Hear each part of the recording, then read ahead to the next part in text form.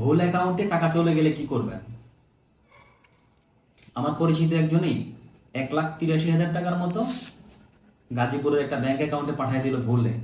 মানে উনি online transfer করতে গিয়ে একটা ডিজিট ভুল করলো এবং নামও ওভাবে খেয়াল করে নিয়ে টাকাটা ট্রান্সফার করে দিল। দেওয়ার পর এখন যার অ্যাকাউন্টে চলে গেল উনি তো টাকাটা দিচ্ছে না, এখন উনি তুলতেও পারতেছে না। তো যদি এরকম কেউ সমস্যা পড়ে তাহলে কি করবেন? এরকম সমস্যার ক্ষেত্রে সেটা বিকাশ হতে পারে, নগদ হতে পারে, রকেট হতে পারে, অথবা ব্যাংক টু ব্যাংক হতে পারে, এক ব্যাংক থেকে অন্য ব্যাংকে হতে পারে। এরকম ক্ষেত্রে হওয়ার সাথে সাথেই আপনি ওই প্রতিষ্ঠানে ফোন করবেন। মানে ওই প্রতিষ্ঠান বলতে যেমন আপনি যে ব্যাংকের মাধ্যমে পাঠাবেন, আপনি আপনার যে ব্যাংক রয়েছে সেই ব্যাংকে ফোন করবেন এবং আপনি যেই ব্যাংকে পাঠিয়েছেন সেই ব্যাংকে ফোন করে রিকোয়েস্ট করবেন যে এই টাকাটা ভুলে চলে গেছে, এটা যাতে উইথড্র না করতে পারে। মানে ব্যাংক এই টাকাটা ফ্রিজ করে দেবে, ব্লক করে দেবে, ওটা তার চাইলেও তুলতে পারবে না। বিকাশের ক্ষেত্রেও ঠিক সেম, আপনি অভিযোগ করলে সেটা ব্লক হয়ে যাবে, ফ্রিজ হয়ে যাবে। এখন যার কাছে আপনি টাকাটা পাঠিয়েছেন উনি না দিলে কিন্তু আপনার জন্য টাকাটা তোলার একটু কষ্টকর। এখন এটার জন্যে আপনি প্রথমে যাবেন আপনার ব্যাংকে, আপনার যে ব্যাংক ওই ব্যাংকে গিয়ে আপনি একটা লিখিত আবেদন করবেন যে এই টাকাটা ভুলে চলে গেছে, এটা আপনি রিফান্ড চাচ্ছেন। তো যেই ব্যক্তির অ্যাকাউন্টে চলে গেছে উনি এই টাকাটা ফেরত দিবে কিভাবে?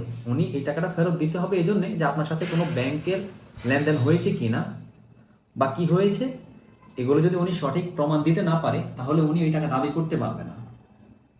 আর আমরা অনেকটা ভুল করি কি, যে অ্যাকাউন্টে চলে গেছে আমরা ব্যাংকের মাধ্যমে হোক যে কোনোভাবে হোক ওই লোকের ফোন নাম্বার সংগ্রহ করে ওনাকে ফোন দেই, ফোন দিয়ে বলি যে ভাই আমি এই লোক বলছি, আমার টাকা আপনার অ্যাকাউন্টে চলে গেছে, আমি এই ব্যবসা করি, আমার টাকাগুলো ফেরত দিয়ে দেন।